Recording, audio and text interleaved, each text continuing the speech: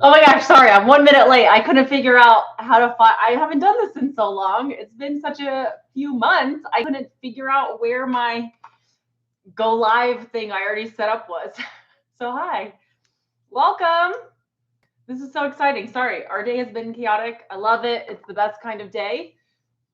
But yeah, thanks for joining this evening. I haven't done one of these in a little while.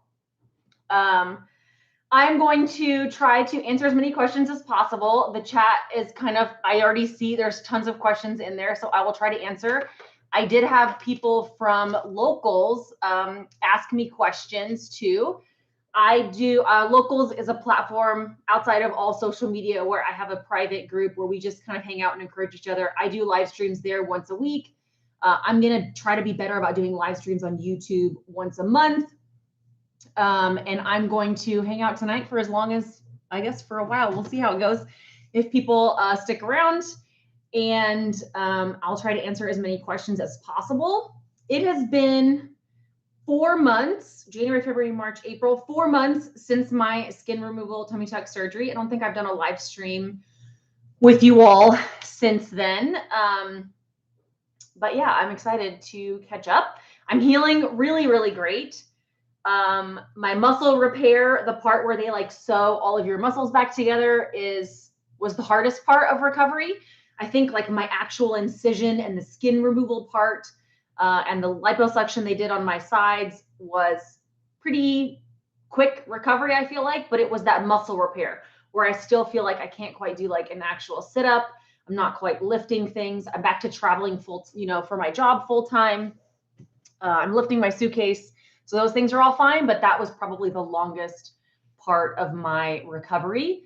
But overall, I'm doing amazing. I feel great. I still have minor swelling, which is pretty normal for that type of surgery, but it's for the most part, I'm doing fantastic. I will try to answer as many questions as possible. I promise you. I will say though, before we get started, I want to say thank you to Element for sponsoring this video. I would not make as much content as I do if it wasn't like you guys get access to free content on a regular basis from a lot of us. And I wouldn't be able to do that with my busy life. I have work a full-time job. Like I am not a full-time YouTuber. This is like a side hobby for me. I'm a mom, I travel, and things like Element and sponsorships allow me to make this content for you and do things for you guys on a regular basis. So I'm grateful to them. Also, more than anything, I just love the product. So let me tell you a little bit about Element, and then I'm going to answer some of your questions. If you've watched any of my videos lately, you know Element is an electrolyte drink mix. This is my purse I carry with me everywhere. There's usually an Element in here. My travel bag is on the floor. I carry packets to share with all my coworkers whenever I travel. And it's the perfect ratio of sodium, potassium, and magnesium for me. I have like this giant 44-ounce water, and I just throw one in here every morning while I'm getting ready. Chris puts the chocolate one in that more like 24-ounce water. He likes it. He doesn't mind it being like chocolate salt flavor. I like it less salty tasting. I use the unflavored version, which can taste salty if you don't water it down enough. And so I put it in this big one, and then it doesn't taste salty to me. Just gives me like, it helps me to not have headaches, gives me a little energy boost. I did a 48-hour fast yesterday, so I added an extra one of these to my afternoon. It would help me to prevent getting leg cramps of any kind. My mom's visiting this week, actually, and the mango chili one is her favorite. It's a little spicy, a little sweet, tastes like a margarita. Especially if you mixed it with like some sparkling water, it can kind of taste like a little fake cocktail. I drink 1 Element a day personally. Chris, unless I'm fasting. If I'm not eating the whole day, I will add an extra one. Or if I'm traveling, sometimes you just feel yucky and a little swollen after traveling, and I'll add another one. Chris, my husband, drinks 2 Elements a day, mainly because he trains jujitsu. He's an old man, but he trains jujitsu almost every day. And so he's able to do that. And he adds an extra one because he like sweats a lot. So it's really helpful. If you want a free sample pack with any purchase, you can go to drinkelement.com and you can get this sample pack, which lets you try all 8 of their flavors when you make any purchase. I know I get lots of feedback from you guys saying it's the best. So thank you to Element for sponsoring this video. I'm going to leave that there so you know, and then the link is in the chat.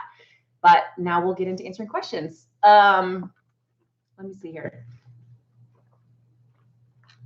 Okay, I will do my best to try to answer questions. I saw somebody saying that they DM'd me on Instagram, but I didn't see it. You're right. I really, really don't see many comments and DMs on Instagram. That's unfortunately part of the challenge with working a full-time job and being a mom and trying to do content stuff on the side. When I do have free time to answer DMs, I spend that time in locals. I do live streams in there. I make posts in there daily, and I try to answer 100% of the questions that come in through locals. But I don't end up doing a lot of stuff on DMs on Instagram, especially if I've never talked to you before. Unfortunately, I can't get to many of those. Somebody's asking about my mom. She's doing great. She actually did a live stream with me in locals for an hour on Tuesday night and just talked about how she's doing, some challenges that she's been having lately, and some adjustments that she's making personally. Overall, her health is doing great. She's just working on consistency, like so many of us do. We have challenges sometimes with that. So she's focusing on that right now, but she's doing great. And she did that live stream with me 2 days ago. It's still up for replay. If you're in locals and you want to watch that, you can. Somebody asked, do you have to take element or electrolytes while you're doing carnivore or keto? You don't have to if you feel fine. Some people don't need it at all if they feel fine. If you're heavily salting your food, you might not need it at all either. It really will depend on how you're feeling. If you're getting leg cramps, if you're feeling really drained, especially in the beginning as you're kind of detoxing from carbs, if you're getting headaches, fatigue, muscle cramps, those are signs you likely need some type of electrolytes. If you feel great, you're sleeping great, and everything's fine, and you're salting your food regularly, then maybe you don't need it. Let's see here. It's hard to scroll back up and read the comments, so we're going to start. So Mary said, I seem stuck. Should I go to OMAD? That's a good question. And I will answer that by saying it really depends on how much are you currently eating. And I think the challenge with OMAD, which is 1 meal a day, is sometimes you're doing it, but you're not eating enough. And then it actually only helps. It only is going to cause your metabolism to slow down. So the first and foremost thing, if you're stuck in your weight loss, I don't really recommend tracking all the time or being obsessive or trying to hit a certain macro ratio. I'm not a big fan of that in general, to be honest. But if you are stuck, figuring out how much exactly am I eating is a really important thing. And if you're eating 1,000 calories, right, or a low number of calories, you're likely not eating enough, and that can be why you're stalled. If you're eating 3,000 calories, maybe that's why you're stuck, is because you're eating too much. And so if you're eating too much and you have the ability to eat a lot in one sitting, then 1 meal a day might be helpful for you. In the beginning, it was really helpful for me because I loved eating a lot of food in one sitting.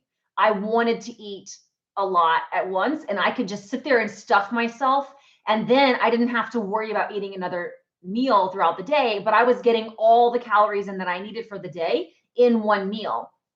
Over time, I just couldn't physically eat that much anymore. And if I personally am consistently eating 1 meal a day every day, then I will be under eating and my weight loss will stall, or I will actually start gaining a little bit of weight because my body's not getting enough nutrients and starts hanging on to that weight. I will say too, I saw a question about what do you think about protein sparing modified fast or alternate day fasting? All of these things that you are mentioning, I am not a big fan of any of those extremes for a long period of time.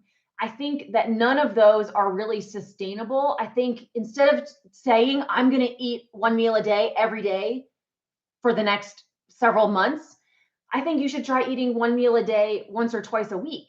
And then I think you should try to incorporate, instead of saying I'm going to do alternate day fasting, I think you should just try fasting for 1 day, one time. I think a lot of times, this is my biggest soapbox that I've been on lately. And I think because I failed at it so much. And it's that when we make these really big, grand commitments, this is why, I'll tell you, this is why I really hate challenges. And I get asked a lot, in my locals community if I would ever host a challenge. And I used to host challenges all the time. This is probably different than what I've said in previous years. But I really hate the challenges only because I think people go in with the best intentions, but oftentimes those challenges are so outside of what's actually sustainable for you in your life that you're not going to be able to stick to it long term. And you might have success for a week or two, but then the problem is you fail at the challenge by missing some element, or you just can't keep up with the intensity of whatever that challenge is. And then you end up just feeling like a failure because you've messed up completely. And you had a 30-day challenge, a 90-day challenge, a 75-day challenge, and you screwed up on day 12. And we completely throw out the rest of the, math is hard, 78 days of your 90-day challenge and give up completely and go all the way back to what you were doing before because you've failed. And it starts this emotional spiral. And I have spent the majority of my life going all in on something, messing up on one element of it, and then just going completely off the rails again because I couldn't maintain that. And so rather than saying, I'm going to do alternate day fasting, I'm going to do protein sparing modified fast, I'm going to do 80% fat, I'm going to do one meal a day, I think it's really important to figure out, like, what is it that I can do that's a realistic thing for me to do every day, that's sustainable for me in my life? And then also, what levers can I pull occasionally that are going to help push me to my goals, right? So maybe the fact that I want to eat twice a day, every day, and have lots of cheese isn't actually going to help with my weight loss. But rather than giving up the cheese and going to some crazy fasting window, I just incorporate fasting one day a week, or I cut out cheese one day a week, or those types of things where there's smaller levers that I can pull, but yet the baseline of what I'm doing is a lot more sustainable for me. And I just find that, people tend to be more successful long-term when we do that. So those are kind of my thoughts. Amanda said, what is Locals? Locals, if you go to, I always say the website wrong and it's so dumb of me, lauraespath.locals.com. It is a platform or community outside of Facebook, Instagram. It has like a feed where you guys can post stuff. I post stuff free for the public. And then I also do some stuff exclusive for supporters. I post all YouTube videos they get early access to. I do a live stream in there once a week where they can ask questions. I try to post like some behind the scenes blooper stuff. I make a good morning post every day, hopefully with some type of motivation or ideas or community questions every day. And that's free for anybody who joins. And then there's some extra stuff too as well for supporters. So it just depends on, there's still stuff in there for everybody for free every day. And then I do like extra stuff in there if you're supporters. What is the difference between what you were eating in the beginning to what you were eating now? That's a great question. I think it's actually probably the same. Other than like I eat pickles now occasionally, I would say what I am eating now is the same. I probably eat cheese more often now because I'm like not trying to lose 100 pounds anymore. I would say the biggest difference, like what I am eating is the same. How often I am eating is different. I was eating less often when I had this like really big weight loss goal around me. And I think there's several levers that you can pull when it comes to losing weight. For me, fasting has always been the easiest. It's easier for me to not eat for an entire day than to just try to eat less. I don't want to focus on my macros. I don't want to focus on my ratios. I don't want to focus on adjusting those things. It's so much easier. I have a super busy day. I have lots of meetings. I just skip a day every once in a while, and that helps with my weight loss. I don't do that as often now. So what I am eating now is actually very different, or like is the same. Sorry, it's very same. It's just how often I am eating. I think for my husband, Chris, too, he's pretty much doing the exact same thing now that he was doing all along, but the same thing. He just fasts less often now than he was before. As well. Do you need to eat a certain fat to protein ratio? And this is where I would say, I don't think so. I don't worry about that at all. I think it's also not doesn't make sense for your body to hit a certain fat to protein ratio every single day. Like that doesn't make sense to me. I think that your body naturally wants more fat on certain days and it wants less fat on other days. Like some days, like just a bunch of chicken thighs sounds really good to me. And other days, I just can't get enough fat, right? I want bacon, I want pork belly, I want fatty beef. I don't think I have a certain ratio I need to hit and I need to focus on that every day. First of all, I don't think it makes sense biologically. And then also from my lifestyle, like I just can't live my life worrying about fat to protein ratios. Now, my husband, Chris, when he's trying to lose weight and tighten up, rather than do fasting, he just won't put butter on his steaks. He'll switch from ribeyes to New York strips. He will eat a little bit leaner. So for him, that's an easier lever to pull. He doesn't really track his macros. He's just like, oh, I should eat a little leaner to like make sure my weight doesn't go up any. I don't want to do that at all, just because I travel so much. I can't be sitting in a restaurant worrying about what my fat to protein ratio is. Like those are kind of things that I can't help with. I'm going to try to hit somebody said, sorry, I'm late. I get cramps so bad. Help. I do broth, salt, magnesium. What am I missing? I mean, I'll tell you, you should check out Element. Shameless plug there. And it could be an electrolyte balance. And it just could be your body getting used to it. You also can try the magnesium topical spray. Magnesium spray helps. If I'm fasting and I haven't gotten enough electrolytes in, the magnesium spray really helps me as well. The question said, why is my diarrhea so bad and why doesn't it go away? So if it has been a week or two and you're having some diarrhea, then or more than I would say 2 to 3 weeks, you can try eating a little less fat. You can try eating a little less in one sitting. Even now, if I go 48 hours without eating and then I eat a ton of food at once, it might still be running to the bathroom myself. So you got to be careful about that. Like eating too much in one sitting sometimes can cause that. It causes this like bile response and it can cause some diarrhea. If all of those things are not happening and you can't really seem to get it to go away, it just might be time for some probiotics and gut support. After my surgery, I ordered Carnivore Nutrition with Judy's gut support reset kit. She has some supplements on her website. If you go to Nutrition with Judy in the shop section, she does the podcast with me, right? Cutting Against the Grain. If you haven't subscribed to that, you should. And she and I ordered from her the gut reset support kit, I think is what it's called. And that can be really helpful for people as well. I've had a lot of people that have tried that. If you're still having diarrhea after a few weeks, and it's not a fat thing, and it's not a fasting, eating too much in one sitting thing, then it just may be time for some gut healing support. And this is where supplements are a good thing, right? We shouldn't be this isn't a question that I've seen yet, but you shouldn't be taking supplements every day for the rest of your life. If that's the case, then there's likely some kind of imbalance that's going on in your system. I think that's something that we find to,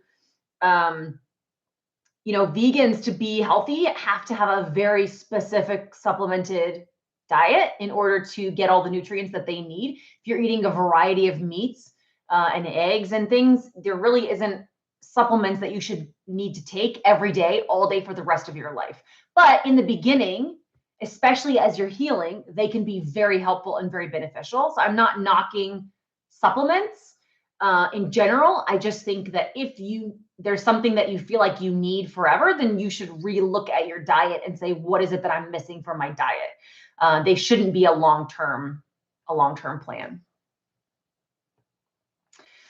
What about the whole 0.8 grams of protein per desired body weight? I thought I heard Judy talk about that. I love that as well. I do the ratio of 1-to-1. So essentially that means what's your ideal lean body mass? It depends on your height, right? That is true. I think that the number one problem that most women have right now is that they're under eating protein, especially as we age. You will lose, I think it says like after the age of 60, you lose 5% of your muscle mass every year.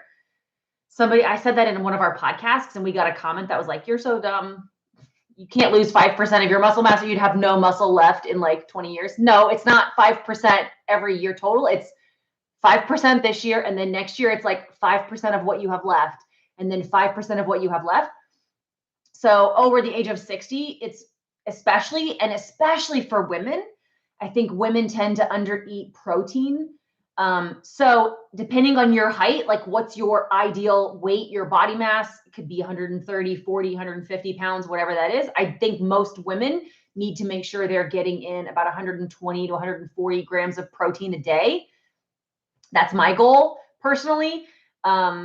I don't track my metrics every day. I don't track my calories every day. I don't track my ratios every day, but every once in a while, I will just input stuff into the Carb Manager app and just say like, how much protein was that really?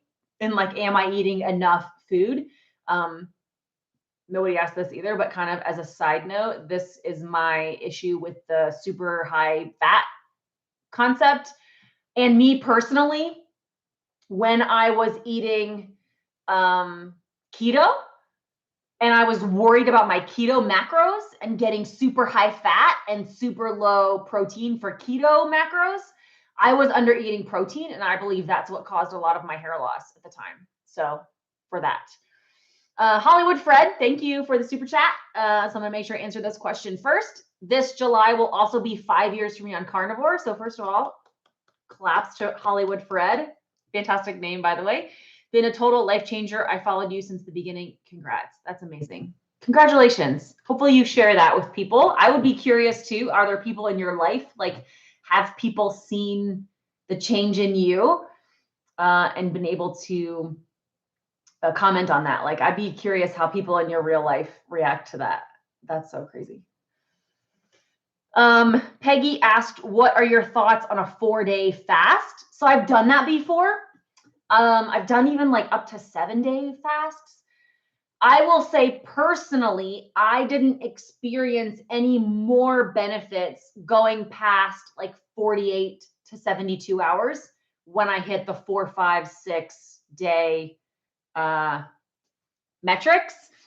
I like didn't really experience any bigger benefits from going that long. Any extra weight that I lost by going longer, I tend to gain back. If I do a 48-hour fast and I lose weight in that time frame, I keep it off typically. But if I go longer than that, I tend to gain back part of the weight. It's just not fun for me. I like to eat and I don't want to go that long without eating anymore. So I think as long as they're well timed, you're not doing those types of things too frequently and you're being really careful with it. I'm trying to be careful how I word this on YouTube also, because I'm not trying to get kicked off of here, but you have to make the decision if that's right for you. Personally, I've done that in the past, but I wouldn't do it again, I don't think. I think maybe once or twice a year, I still personally do a 72-hour fast just as like some deep cleaning. Also, after my surgery, I've once since my surgery done a 72-hour fast, and like I felt like I just had some swelling I couldn't get rid of post-surgery. And that 72-hour fast really flushed out a lot of the swelling and water weight that I was carrying from the surgery. So those types of very specific reasons you might want to fast longer. But if your goal is just like weight loss or stuff, like I have never seen personally benefits from going that long. Fred, yeah, you should totally email that to me. Email it to me at, I think it's admin@lauraspath.com. Send me that picture in an email. I'd love to see that. That's fantastic. How long after your tummy tuck did you wear compression? So I wore it pretty much 24/7 for 6 weeks.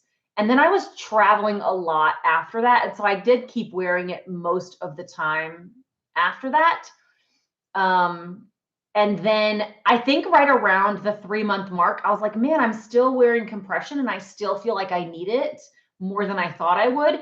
And I heard from a lot of people that if I just like quit wearing it totally completely, then that actually might be more helpful. And so I totally went cold turkey and quit wearing it. I got really swollen for a couple of days and then all of a sudden it kind of went away. So now I do still have some swelling. I don't really do compression anymore now. I flew to New York recently actually, and I wore compression on that flight just because it was so long and so early.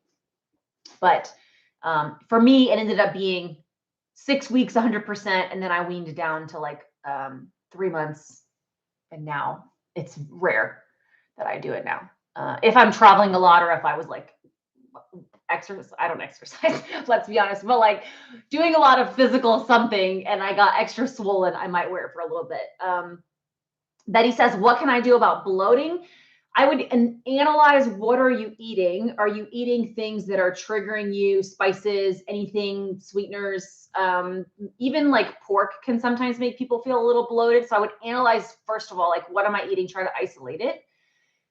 Personally, for me, bloating is usually fixed by a little fasting. If I'm feeling like around my cycle, or I've just eaten at restaurants, right? I still stay carnivore in restaurants, but we all know that oils are not perfect. There's sometimes seasonings, blah, blah, blah, that can't be perfect.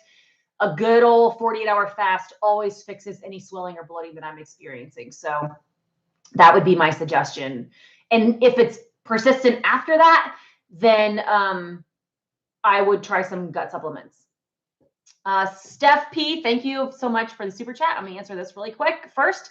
Hi Laura, I've been on carnivore since September and I have never had a pleasant experience going to the bathroom, hard stool and hard to go. I dread going. Any advice? So Steph, tell me if you have any thyroid issues, if you have any autoimmune issues. Those can cause a slow digestive system. And a couple things that can help you go would be, Ian mentioned it, it's more fat and more magnesium. So the element can help. Even taking like a magnesium citrate can help. Electrolytes can help. More fat can help. I would, if you are taking any vitamins, if you're taking any medication, if you are taking any fiber, those things actually can cause things to slow down. My mom has Hashimoto's. Hashimoto's is known to cause a slow digestive system. So those are things that you would want to be aware of that might be slowing things down. But adding some extra beef fat to things, which is hard, right? I usually crisp it up in a skillet and you can just eat some extra fat. Those things would help. It could be cutting back on dairy for a little bit, but magnesium, more fat, and then analyze a little bit of what you're eating and see if that can help. Hopefully that helps. All right, let me see. Bella Brat, for you. Thank you so much for the super chat. They said, thank you so much for all you do here. You make so much sense and so straightforward, understandable. You keep me motivated and on track. Well, thank you very much. And thank you for your support. I love doing this kind of stuff. Sometimes with my schedule, and I travel so much, and my family is a priority, obviously, and I try to put out videos and content. I've been a lot more consistent with it. And honestly, I have no shame to say it's because of companies that I believe in that are able to sponsor this content. It's good motivation for me. You know, you get busy in your normal life and you have the ability to do that, and it makes it a lot easier. So make sure you guys check out Element. I know a lot of you guys are fans already, but it makes it possible for me to do this when I think, you know, life gets a little crazy. I was pretty inconsistent about putting out videos previously, and so that makes it a little easier to do.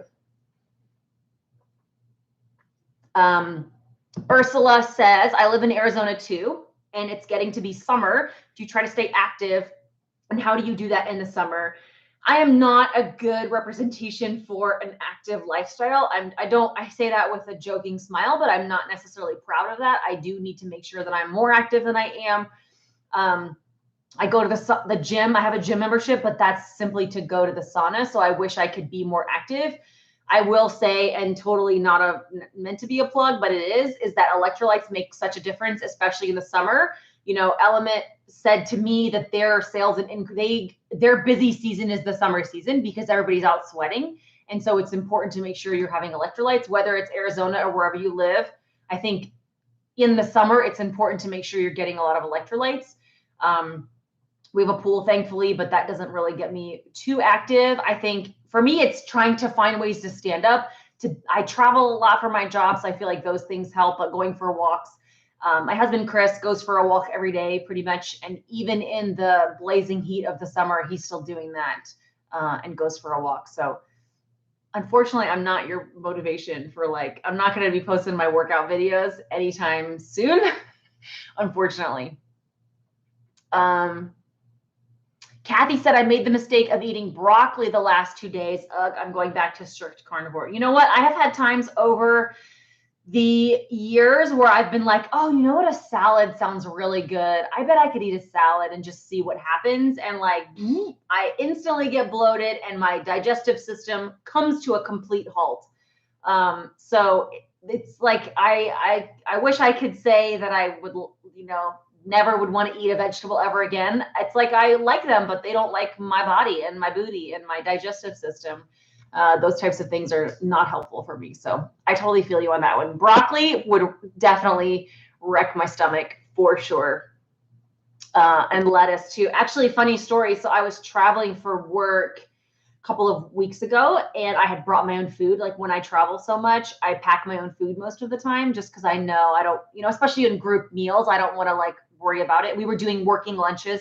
So everybody was going to order in food and I had my own dried ribeyes and a bunch of carnivore snacks and bacon that I brought for myself. Well, they all ordered food and everybody else ordered salads of some kind.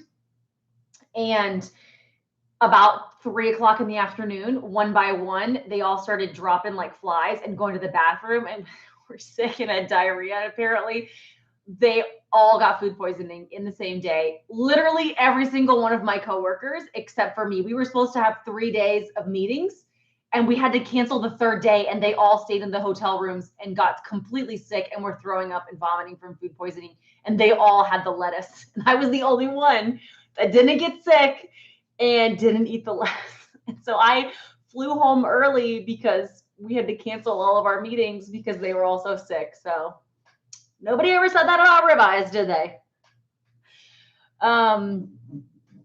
So Simon said, oh wait, no, sorry. Great. Wendy, thank you so much for your support. Just because I appreciate you, Laura. Carnivore for 2 years. Thank you for being you and all your hard work. Thank you, Wendy. I appreciate it.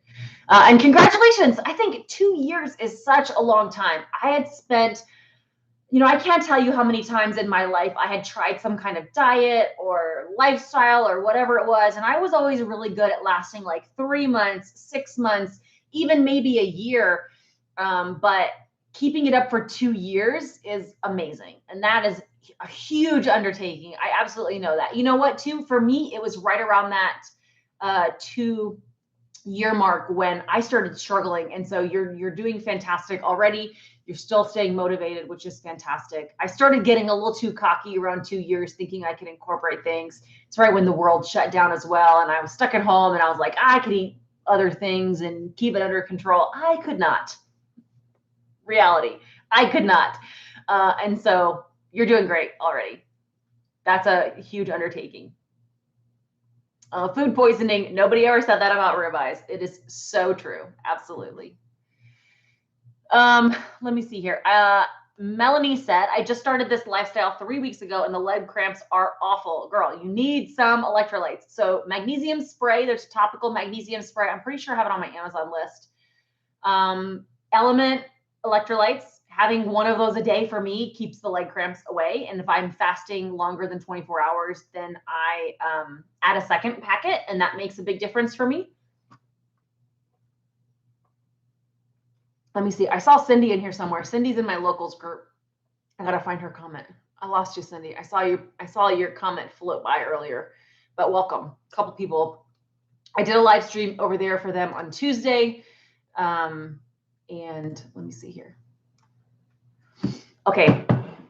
Leslie said, hi, Laura, love your channel. I hope nobody asked this yet, but it seems like most carnivores don't eat salmon or other fish. Do you only eat shrimp?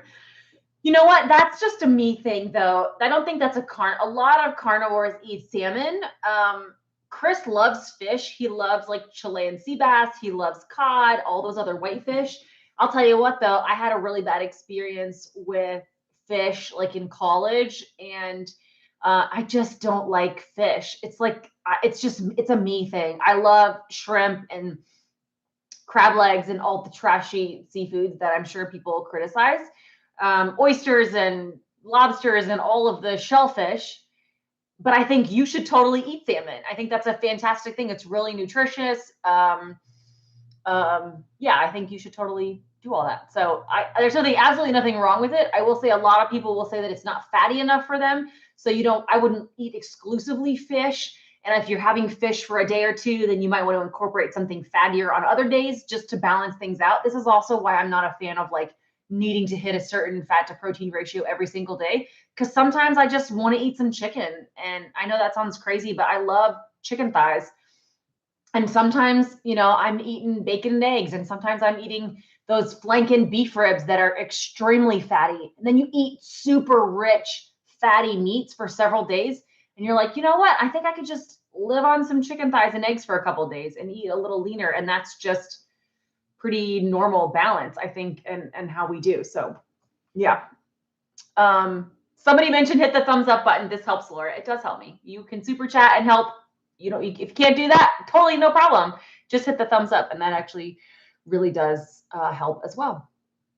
Cool. Yeah, lots of people love salmon and eat salmon. I've seen people too make salmon chips or chips out of salmon skin in the air fryer, those types of things. Have some butter on top. It sounds good in theory for me. I wish I could like it. I can't do it. I'm sorry. How do you prevent constipation? I talked about that earlier. So when we're done today, I'm sorry, go back and watch that. More fat, magnesium, evaluate what you're eating, that kind of stuff.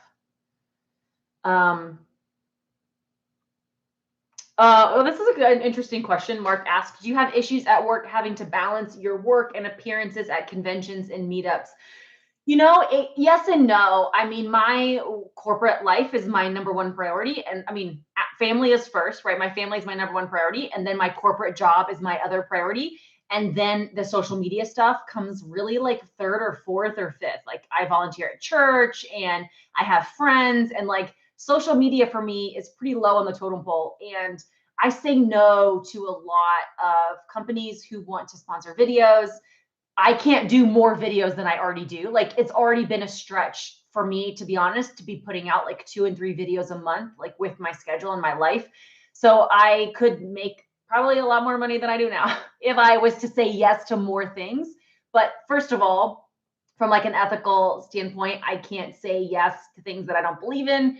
But then also I just can't do more than I'm doing now with still trying to work a job and my family and volunteer and friends and all those things. Sometimes though, the meetups actually work into my life and my corporate job. Hey, funny enough, I am in Austin, Texas a week from today for KetoCon. Next weekend is my birthday. KetoCon is April 21st through the 23rd in Austin, Texas. My birthday is the 22nd. So I'm going to be there over my birthday. And I'm actually flying to Austin for my real corporate job on Monday to teach a class there. So I teach like corporate training Monday through Thursday at noon. And then Thursday at noon, I will transfer hotels and then go be there for the weekend for KetoCon. So that one kind of worked out. So I try to find ways that I could double up. A lot of the meetups and stuff that we do, I actually schedule around my corporate job, because when I'm traveling for work and I know I'm going to have an evening free, I'll schedule a meetup of some kind, and then it's not taking time away from my family. So it's like a two. I try to do a lot of stuff like that, but it is a balance. It's also why I don't do more than I do now online. And it's, you know, I'm kind of maxed out on what I can handle, to be honest. Just because this is really low on my priority list, to be honest. So yeah, that's interesting. Thank you, Michelle, for the super chat. I appreciate it. I didn't see a question come by. So if you have a question, I'll try to keep out for your name. Let me see. I didn't see a question attached to that, but thank you very much. What sort of venue are your keto classes held at? It's not even keto. I just work a really normal corporate job. So KetoCon next week is at the Palmer Center. So that's more like a keto convention thing. I'm teaching like at an office building to a bunch of, I teach like, I'm in sales enablement in the oil and gas industry for a software company. Like it's a very normal corporate job that has nothing to do with any of this. And so I do that. Like that's after my family, like that's my biggest priority. So it's also why I only do stuff like this in the evenings, and I just don't get to a lot of DMs and can't do a lot of stuff like that. Nancy's birthday is 4/22, so is mine. We're Earth Day babies. So happy birthday early to your son. Are you doing any facial manipulation on your scarring? I'm not at this point, mainly because somebody wanted me to pay for that. Like I think that my surgeon offered some type of like other procedures to pay for them, and I wasn't really going to pay for that. I paid for my entire surgery myself out of pocket. I got no discounts. Just to make sure that's clear. I know when you document things like this for filming, people assume, but I'm just making sure that's clear. And so I wasn't really going to pay for that. I've been using the silicone scar tape, and I've been using just like Aquaphor on my scars. I think they look great. Honest, I mean, my surgeon did an amazing job, so I will give all of the credit where that is. But right now, yeah, it looks really good. I saw somebody talk about my outfit. Where did it go? From Sam's Club. Yeah. Oh yeah, Michelle. Okay, there we go. I see your comment. We're wearing the same shirt. Gotta love Sam's Club. No question, just appreciation. I got my matching Sam's Club sweatpants. You can't see my sweatpants on too, but my full-on matching sweatsuit from Sam's Club. I have like multiple colors. I know. I probably should have worn something besides my pajamas for this, but thank you, Michelle. We look cute. That's what matters. Oh, so they meant to ask what sort of venues for your carnivore meetups. You know what? It depends. I have pulled back from doing as many of those simply just because of my schedule and my life and my family. But a lot of times we meet up at restaurants. Lately, again, my locals community, we're going to meet up next week when we're in Austin for KetoCon. Anybody that's in there, we did a local one here. In Arizona. Obviously, we have like a really great group of people that live in Arizona that I love. And we've been meeting up. We just like get together at a restaurant and like all have lunch together. And then I'm going to be in Indiana for a couple of weeks this summer. And I think actually I talked to my friend Christy, who's in locals, and we're going to try to plan something. But I like to keep those a little bit smaller again. Yes, Fred, I'll do that for you. I think Chris can correct me. I don't know if he's watching right now, but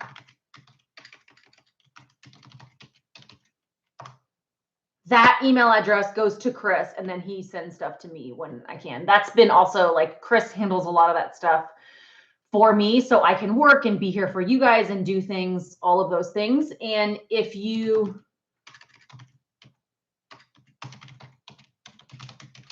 go to lauraespath.locals.com. I just saw that other question, the Arizona group. Shannon, you can join that group. It's free to join the locals, and then there is stuff that you can only do if you're a supporter. So it's totally up to you on that.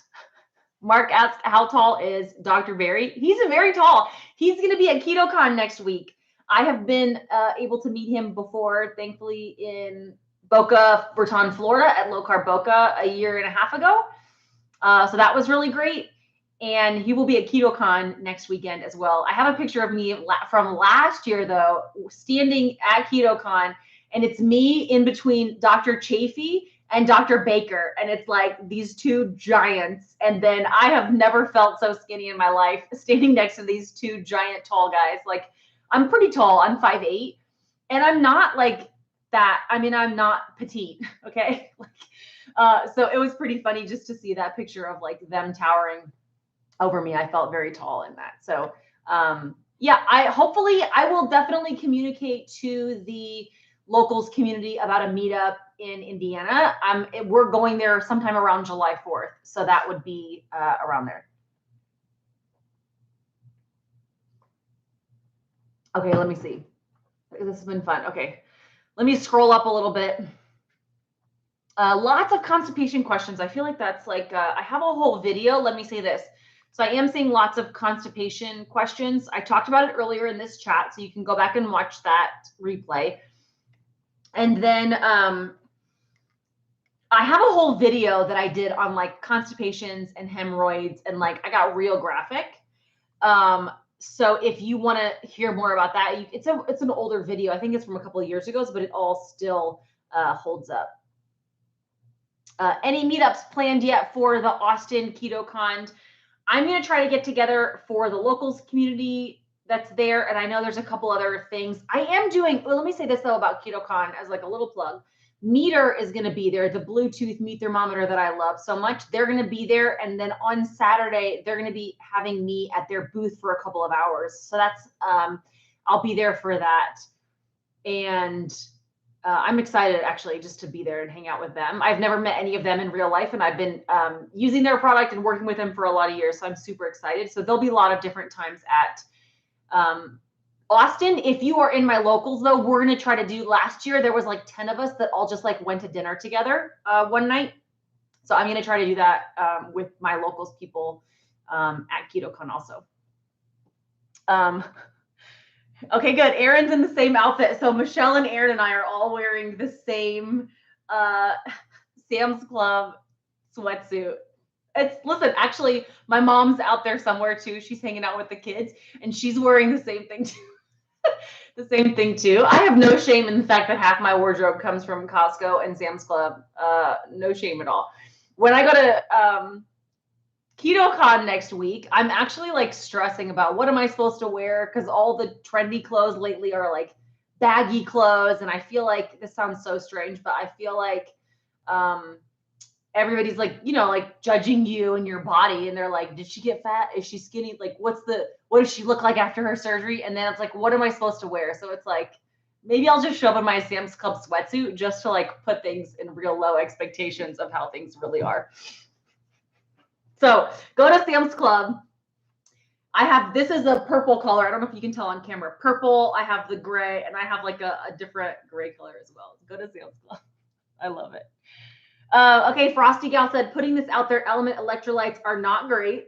They're so salty. I like the Element, but they don't pay people to promote them. Great. Element also is full of sugar and junk that I personally don't want. If you don't want it, this is why. Element will give you 100% money back guarantee. 100%. If you try them and they're too salty for you, you can totally get your money back. No questions asked. You tell them, I want my money back. I didn't like it. For me, I need the salt. Like, that's the point of it. Element doesn't have the salt that you need. I put it in a 40-ounce water, and it doesn't taste salty for me at all. My mom takes one of these mango chili packets, and she spreads it out over 3 different bottles of water. So it's not too salty for her, and it gives her a little sweet. The ratio of the stuff that's in Ultimate doesn't help me personally. So if you don't like it, totally no problem. I think it's fantastic that they're supportive of whether they're paying people to promote it. I think it's the fact that they give money back guarantee, like, what's the problem? But also the fact that they support this community and that I get to make videos for you for free because of them. Like, I think that's great. And the fact that they're so supportive of this little tiny niche community, I love it. Love it. Let's see. I just see, should I eat smaller meals or just, I didn't see the first part. Okay. Sheila said, on week 2 of carnivore, I'm a type 2 diabetic and I still have blood sugar go up. Should I eat smaller meals or just give it time? So first of all, you kind of got to give it time.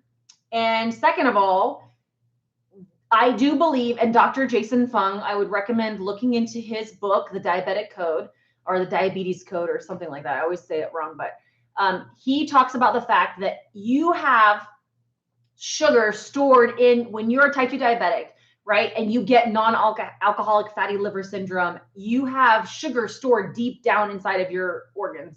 And it's going to take time, even when you stop eating sugar, it's going to take time for your body to burn out all of that stored sugar that you have.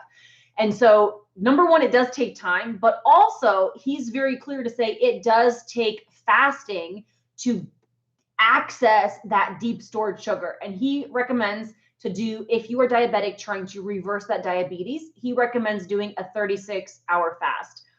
And I know for a fact too, my husband, Chris, and my mom were both type 2 diabetics and were able to reverse that and get off all of their medication. But my mom had been strict keto and then even went carnivore and couldn't get that baseline blood sugar down until she started fasting. And she started really accessing, like doing a 36-hour fast occasionally to burn off that really deep stored blood sugar. So first and foremost, I would recommend focusing on consistency, cutting out the carbs and giving it time. And then the second step would be to, when you are ready, when you're fat adapted, would be to incorporate some fasting. And I would really strongly encourage you to reference Dr. Jason Fung and Megan Ramos works with him, and they're people who can really guide you on how to do that as a type 2 diabetic. I try very hard to just say, here's who you should look to for advice. Like, don't look to me. This is the personal anecdotes that my family has experienced, but I would point you in the direction of them. And what a lot of what they say is that you do need to incorporate some fasting. Do you watch Dr. Cyrus videos? Yes. You know what? I haven't in a long time, mainly because I'm going to be real honest. I don't actually consume a lot of content anymore. This is the great part. Like, I'm at the point in my life where I'm just living my life. I work, I travel, I have my family, I go to church, I do all these things, and I don't have to, like, I've liked the fact that I'm kind of just like living my life and coasting along and doing my thing. So I don't really listen to anything new. I will say though that the concepts that Dr. Cyrus has with the food addiction, the snacking is always an emotional event, needing a bridge food, like those concepts were life-changing to me. He has said some things about like the food you should eat and stuff that I feel like are a little bit wacky, but so I don't like stand by 100% of what anybody says anywhere, right? I think that's not necessary. I like getting little bits of information from everybody and then just kind of like taking pieces of it that work for me. So I think that's important. But we did have him on our Cutting Against the Grain podcast. I think we titled that episode like Why Everybody Fails at Diets. And I really tried hard in that episode to pull out everything that he's ever said that's just like blown my mind and changed my life, and get him to like explain it in one episode. So somebody asked earlier, and I didn't get to answer it yet, like, if you are struggling, how do I quit carbs? Like, how do I stick to this? How do I quit the sugar cravings? Go listen to that episode. And when I'm finished here, I will pull it up. But if you go search for the Cutting Against the Grain episode, I'm going to look up what the episode number is right now for you. But that episode, I feel like, is such a good place to start. And it's such an eye-opener. It is episode number 48, Why We're All Experts at Failing Diets with Dr. Robert Cyrus. And I feel like I had listened to so much of his content at that point, and I just tried to get him to like all of those mind-blowing moments. We tried to pack into one episode. So if you're struggling, I think you should go listen to that one. Bella, cheers. Thank you again. You're so supportive tonight. Thank you. Here's to coasting along and you do you. Thankful to have you here and do for when you can. I appreciate that.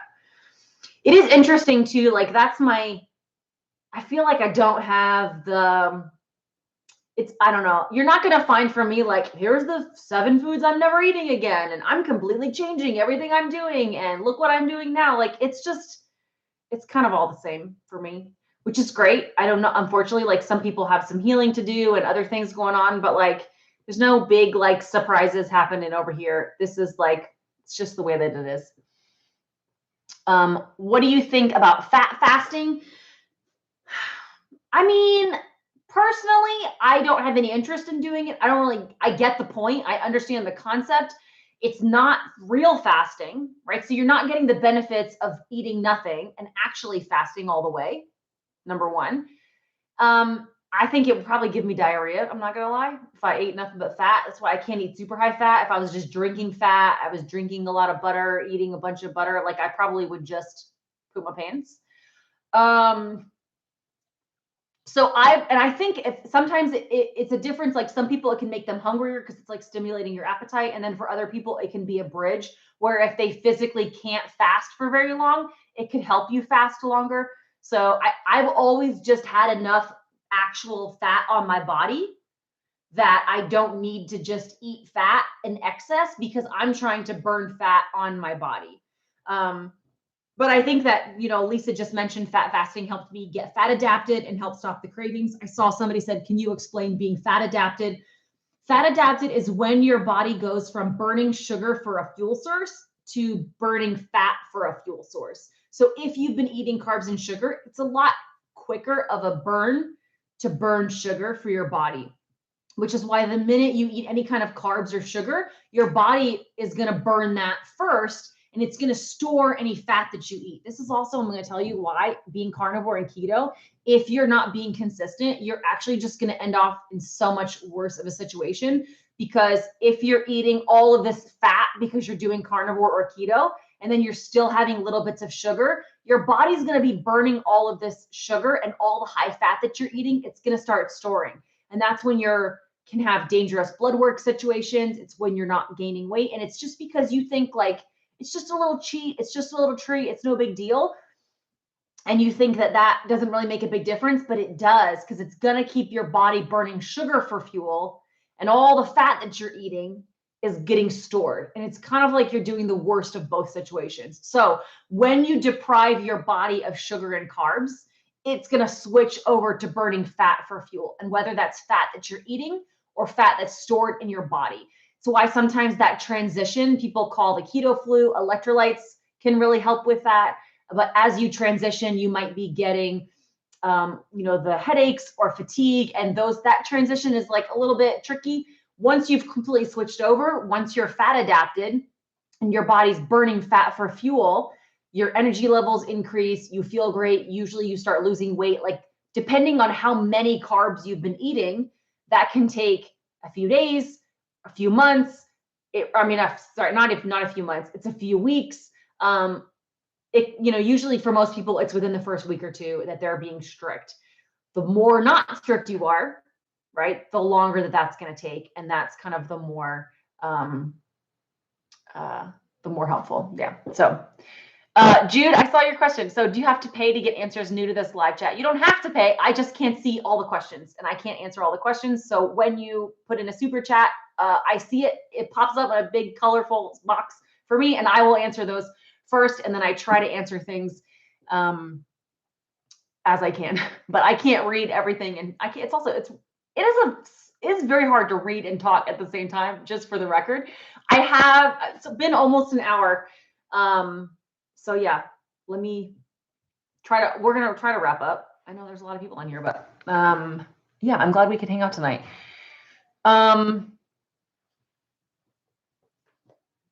Let me see. How do I join socials? What do you, tell me what you mean by that. I'm on Instagram personally. You can find me at Laura E. Spath. I'm obviously here on YouTube. And the only other place that I really am is Locals. And that's where I post every day. I answer questions. Locals. So Laura E. I'll put it in the chat again. And I'll put it in the description when we're done at locals.com. It is free to join. You can be a supporter in there for $10 a month, or there's a discount if you pay for a yearly. Yeah, thank you. Sorry. Cool, Carolyn. And then I do live streams in there once a week. And in there, it's a smaller group of people. I answer 100% of the questions. You also can post your own stuff, and I can answer. You can get support from everybody else that's in there. My husband, Chris, is pretty active in there. My mom is really active in there. Yeah, lots of things like that. What do we feed our kids? Whoo, man. That's a good question, Tanya. I get asked a lot to make a video for that, and I'm not gonna lie, it's just a video that I very easily could make, but also, like, I don't know if I'm ready for like the internet to have feelings on that one. I talk about it daily. I show lots of their stuff on Instagram. I try to be transparent about it, but like a YouTube video and the comment section is a whole other world that I don't know if I want to deal with. I will say this, and there's different perspectives. Some people feed their kids 100% strict all the time, 100% of the time. Other people, their kids are living on boxed macaroni and cheese. Like, there's a whole different world. I am not in either one of those camps. The camp that I am in is that all I want is for them to avoid the extremes that I went through. I want them to hopefully avoid not being this abstainer or this food addicted person who is obsessed with all of these things. In our house, we focus on no snacks. They eat 3 meals a day. They focus on protein first. If they want vegetables, they can eat vegetables. If they want some fruit, they eat their protein first. If there's a few other things that they eat protein first. And you know what? We keep things very clean in our house. Tomorrow is my son's birthday. I'm not gonna lie, he's probably gonna eat something on his birthday, and he's definitely gonna have some kind of cake or treat on his birthday. But we don't need to have a treat every day and every Tuesday and we don't need dessert after every meal. We don't need, like, I'm just trying to teach them that, like, hey, it's your birthday and you can have a treat today. But we also then don't need to eat treats on Saturday and Sunday because we just had stuff yesterday. So, you know, we try to focus on that, where all I want them to learn in life is that protein makes you strong and healthy, and that too much sugar makes you sick, and that mom and dad ate way too much sugar for too long, and that's why we got so sick that we can't eat any now. And I want them to be able to grow up and not have to live in either extreme. So that's kind of all I know what to do. Did you take biotin when your hair started falling out? I did, but not very well or not very consistently. I had to just eat more protein. I wasn't eating enough protein, and that was a big part of it. And I had to chill out on everything and let my body rest and heal. Carnivore Gal says, I love the chocolate element in my coffee. Good. What else? Let me see. I'm going to wrap up. It's been an hour. I love hanging out. I love doing this type of thing. I do local live streams once a week in locals. Hopefully I'll see a bunch of you at KetoCon a week from today, or a week from tomorrow, I guess, is the first day of KetoCon. Yeah. And, so you know what, Sammy, there is a long video about my hair loss experience. It's a couple of years old, but it still is all very applicable to what I'm dealing with now. I'm going to tell you my biggest fear with the high fat movement that a lot of people are doing is, it's been a few months now. I think there's going to be a lot of people that are experiencing hair loss, and it's coming any day now. And I hope I'm wrong, but that's my fear. So go watch that other video. My kids do eat sugar-free ketchup. Yes, they do. So I think thank you. Sorry. If you're having hair loss, number one, first and foremost, is check how much protein you're eating, especially for women. I think that's really important. Thank you guys so much for hanging out. I think I'm going to end it. We'll try to do this again. I'm going to do these once a month, I promise. I have another video coming out. Chris hit his 5 years of carnivore, and we've already filmed that video, and I'm going to post it next week. Thank you. If you can give this video a thumbs up, that's really helpful as well. I love hanging out with you guys. It's been really fantastic.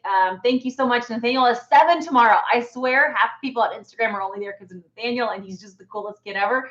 And I'm just so blessed that I get to be his mom. And I love that you guys all love my family so much, and it makes it, you know, sometimes it's weird to share in this world, and you guys make it easy. And I really, really appreciate it. So thank you so much for everything. And I hope you have a wonderful night and a wonderful weekend. Talk to you soon.